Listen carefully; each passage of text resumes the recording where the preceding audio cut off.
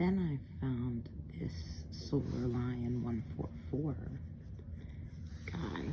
He did an interview with Sethicus Boza, and I was super drawn to him. And then I watched this video.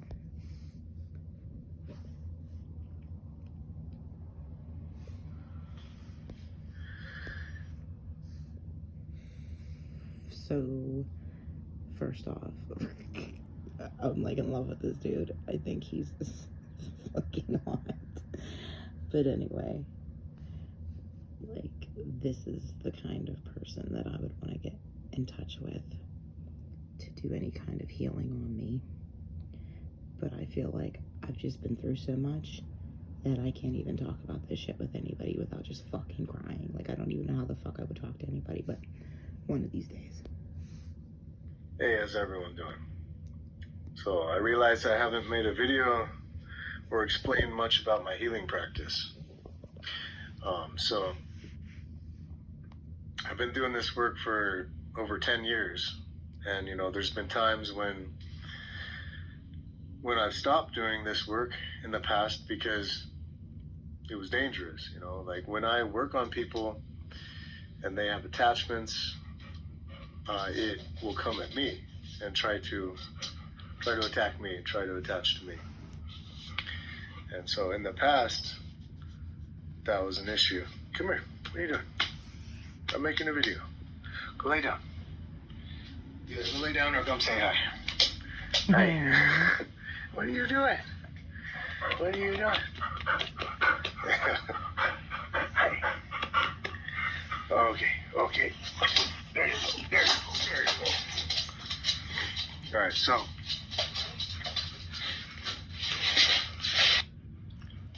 I was saying, doing this healing work in the past was dangerous, and it had consequences. You know, I would clear stuff off people, and it would want to attach to me, and I learned this the hard way, you know. And how did I learn how to do this work? I was taught by the star people. How did I learn pretty much everything I know? It's all from experiences. It's not from research from books. It's from direct experience with the dimensions, with interface with beings, and, you know, a remembering process from my higher self. And so I learned different methods over time. I've been trained in Reiki. I've been using different tools, different crystals.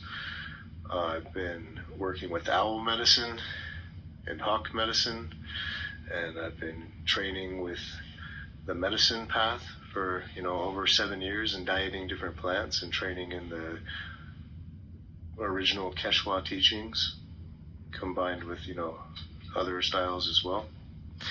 And so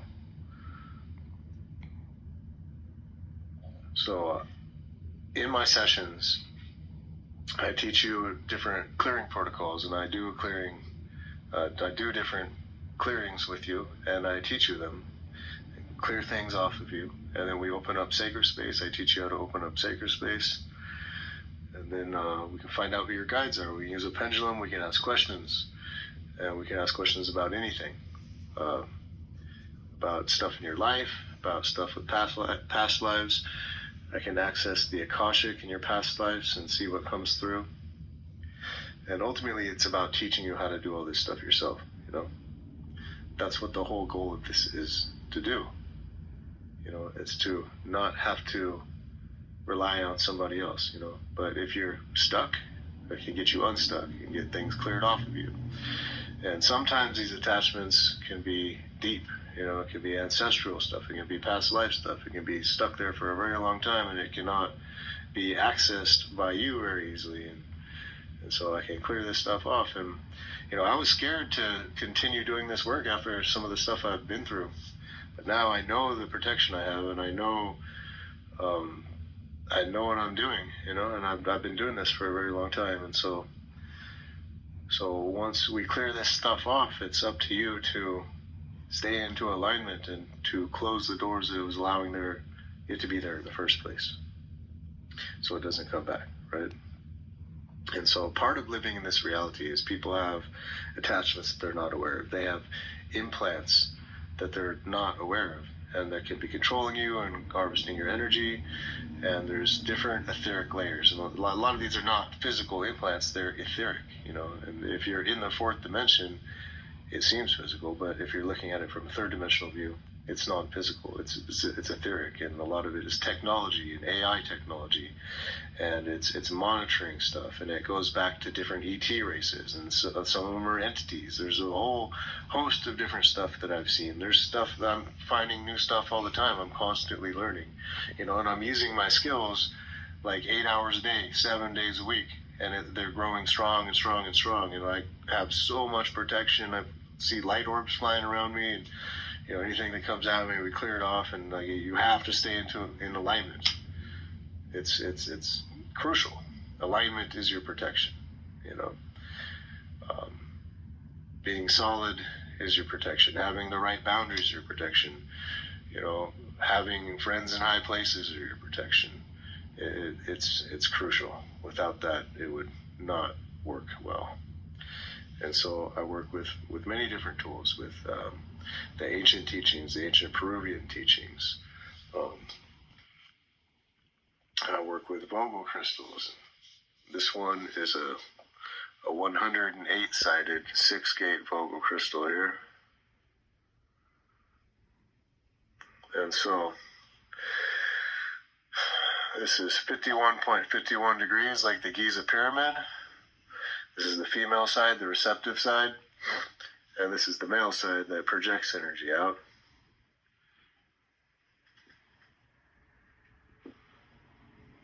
And this is a 13-sided Vogel crystal. And these are very powerful tools. And they're expensive, and they work. And I work with other tools as well. But basically, the first part of my sessions are teaching you clearing protocol, opening up, how to open up sacred space, how to put energetic boundaries around you, use a pendulum, find out who your guides are, and ask other questions any way you want to go with it. And then we get into energetic healing, where I take a look at your light body and I see what's going on with it, and we pull out implants or whatever needs to be done, pull out entities, all that stuff. And then we can get into physical healing, and I can see what's going on with your body and remove things and actually get into physical healing. And there's many forms of healing that I use where I can pinpoint certain areas and send energy to them, and we're getting results.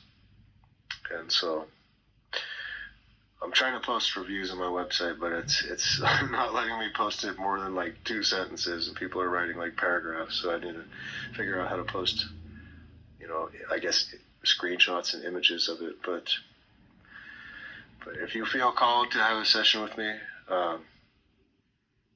I'm booked out for at least a month.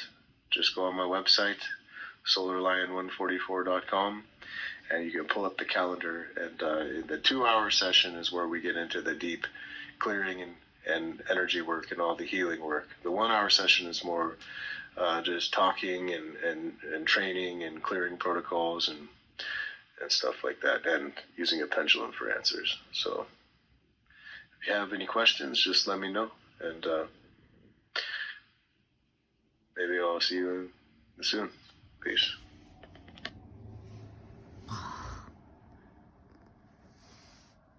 Yeah.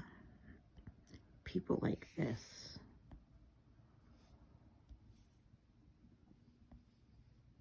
I just want to.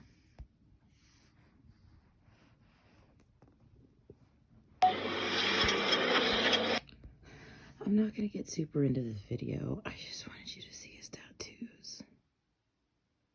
Oh. Hey, how's everyone doing this morning? What? So, I would like to make a video talking about the subject of Bigfoot, the forest people, or what the Cree called the Sabe. And so, a lot of people want to think that these are physical beings, and why haven't we found any remains, and so on and so on. Well, in reality, these are interdimensional beings that can phase in and out of this reality at will. They can become fully third dimensional and physical, and then they can pop out and become non-physical and travel in orb form. And you can find them on both sides of the spectrum of, on the light side and the dark side, just like humans, And so there's a correlation between this phenomenon and the star people. It's almost like they're guard dogs, so to speak. And so if you listen to like Dave Paulides and the Missing 411 and so on, I think that a lot of these missing people have to do with this phenomenon. And so I've had experiences with them, and they've been positive in my experience. And so I'll start kind of in chronological order of how it happened in my life. And so this is back when I was a firefighter, and we were fighting a fire in the Klamath National Forest. And so we're deep in the forest. Like, we got flown in by helicopter. We're like, 40 miles deep. Like, you can't hike back into here.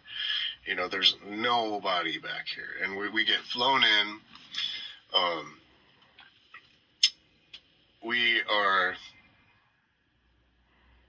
The whole sky is socked in with smoke, so air attack can't really map new areas where the fire's burning, okay? And so, anyway, we go out scouting one morning, and we found this area where the fire burnt over this creek area and burnt all this moss on the rocks and turned it into ash, like this pristine ash. It just ripped through this place.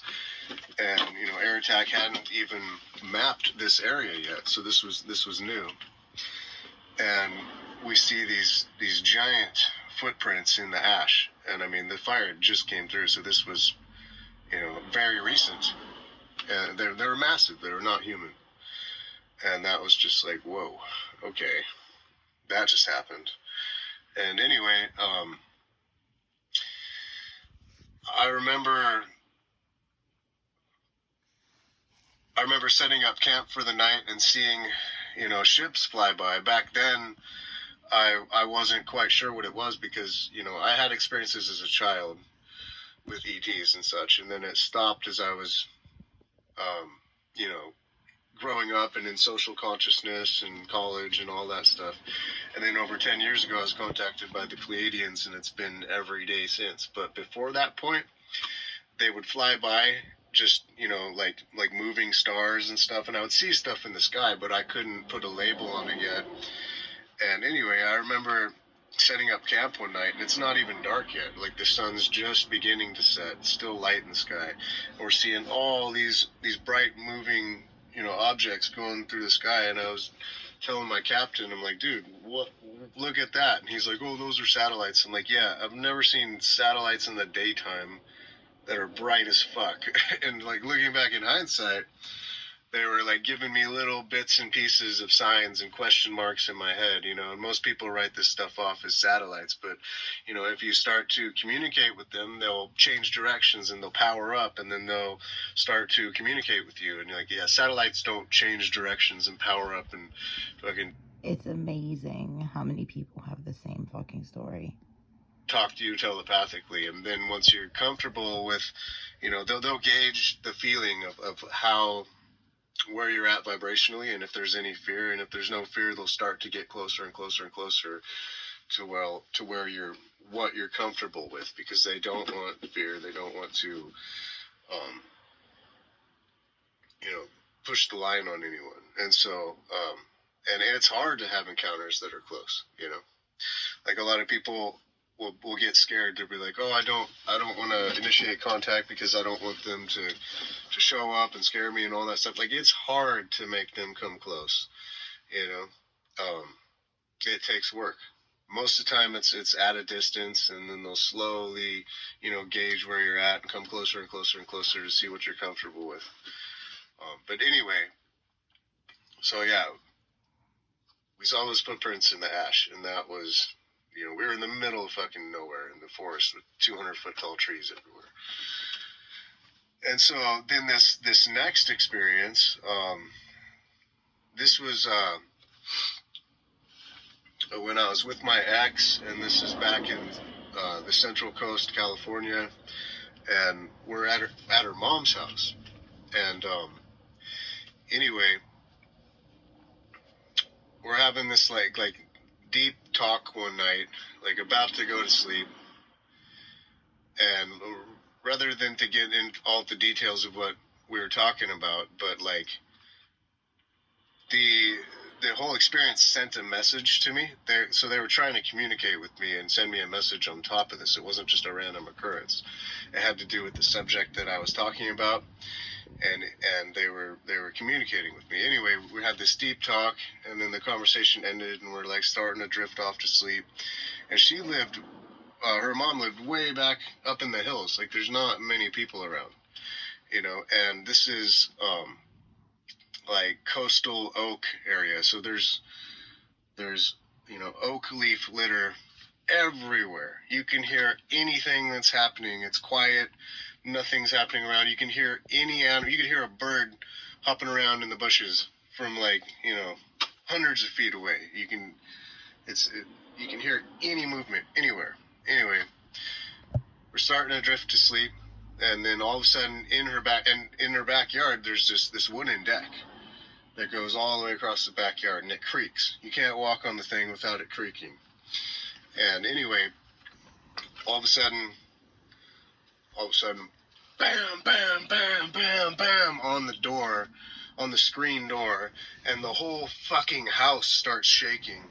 And I hop out of bed, and I'm like, what the fuck is that? And I look out the window, and there's nothing on the back door where that sound was coming from. And I have 200-pound pit bulls, and she has a big lab, and then her mom has 2 Great Danes. So I mean, there's like 1,000 pounds of dog in the house as well. And I hop down and I grab my dogs, and this is back when they're in their prime. Like all it took was just like for me to say like, get them, and they would jump up and fucking, go. And anyway, I'm shaking them. I'm like, get up, get them. And they are in some sort of trance. And I'm just like, what the fuck is happening? They would not, there was some sort, none of the dogs, the Great Danes, my 2 pits, the lab, none of them would get up. And I'm shaking them, and I'm just like, okay, what the fuck is going on? Anyway, so I grab my 45 and rack it and go outside. And, I'm just sitting there listening because there's leaf litter everywhere. And I can't hear nothing. And it was in the backyard, so this is where the sound came from of it banging on the house, which shook the whole fucking house, by the way. And I go out there, and there's nothing in the backyard. And so I'm thinking, okay, maybe someone hopped the fence really quietly. And so I run out into the front yard, and then there's nothing around but like leaf litter. And so I'm sitting there, and I go out there, and I'm just listening. I'm like, okay, if there's someone hiding nearby, like they gotta move sooner or later. I'm gonna hear them. I mean, they can't have gone far. I would have heard it. And so I'm just out there, and I'm listening, and then all the bugs, all the night sounds of animals and stuff, just dies down, and it's completely silent, like not normal silent, like absolutely completely silent. And then this weird feeling comes over me, and I could tell, like, okay, this is danger. Like, this is not good, And so I stayed out there for like 15 minutes because I'm like,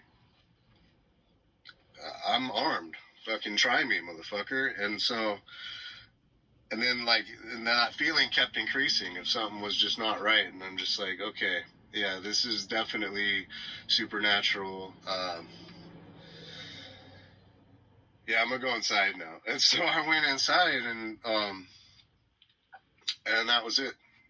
And her mom didn't hear anything. I mean, the whole fucking house was shaking. I don't know how no one could. They were in a trance. Like there was some supernatural shit going on. And anyway, it was a message to me, like a positive message. You know, despite the fact that all the bugs and stuff were not making sounds, and I felt that feeling of danger. It was almost like don't test me. It was like, I'm not negative, but don't test me type of thing. You know, it's just like, okay. Anyway, so that experience stuck in my mind. Then years later, once I'm fully woken up and all this stuff, and having, you know, contact with ETs and all this stuff, I go out here in Utah. I go out to this area that I won't list the location because they told me not to, and I'm like, you know, near this lake, and I'm meditating up in these hills, and there's like this river, this little stream from the mountains flowing next to me. It was beautiful. My dogs were going around just like having fun, and, you know, eating grass and sniffing plants and doing dog stuff, and it was in the sun. It was like a beautiful day. Anyway, I'm meditating, and I connect with this awareness that that is, you know, the forest people, and they let me know that they are there, and then they told me to open my eyes at a certain point, and I opened my eyes, and I see this giant figure. You know, it's like literally 10 feet tall, and I see it moving through the trees and the bushes, you know, close to me, like, you know, 40 feet away from me, and it's moving around, and I see it clearly, but it's translucent. It was, you know, half phased in, half phased out. And it let me know, it was like, hey, we're cool. I sense your intentions. Like we're good. You know, it was a positive experience, but it was also just like, you know, this is my territory. Don't tell anyone where this is, and don't bring anyone here. But you're welcome here, you know, as long as you know, respect everything and respect the land. And I was like, okay, you know, understood. And so I understand that there is a balance here that has to be held. And, you know, most of them are beautiful beings, and they're positive, and there's been many occasions where they help people and save people's lives. Like I heard this one story where this stack of lumber, a stack of timber, fell down and trapped this dude's leg, and, you know, this Sabe came over and lifted it off, and, you know, carried him to safety. And, you know, there's been many stories like that. And then, you know, if other people go into the forest and they are not respecting the land, or they are not awakened, and they have, you know, negative consciousness and negative stuff going through their head, they might have a bad experience, and it could be danger, you know. But they generally just chase people out of their territory because, you know, they are the protectors of the forest, and they are serving a purpose. But that being said, there are light and dark ones, you know. Like if you listen to the stories from the natives, you know, there has been bad encounters. There has been people that have been killed and hurt, and animals killed and hurt, and so it goes both ways. So it's just kind of like people, you know, they fall on both sides of the spectrum, and you have to use discernment. But my experiences have been positive, and even that one where you know, the bugs stopped making noise, and I felt that sense of danger, it was still sending me a message and teaching me a lesson and acting like a teacher overall. And I understood that. If I wasn't that aware, I probably would have taken it in a different way, but I understood that it was trying to communicate with me. So anyway, yeah, those are my experiences with the Sabe. He's fucking beautiful. Alright, I'm done drooling over him. I'm just saying. Definitely something about this dude. Highly recommend.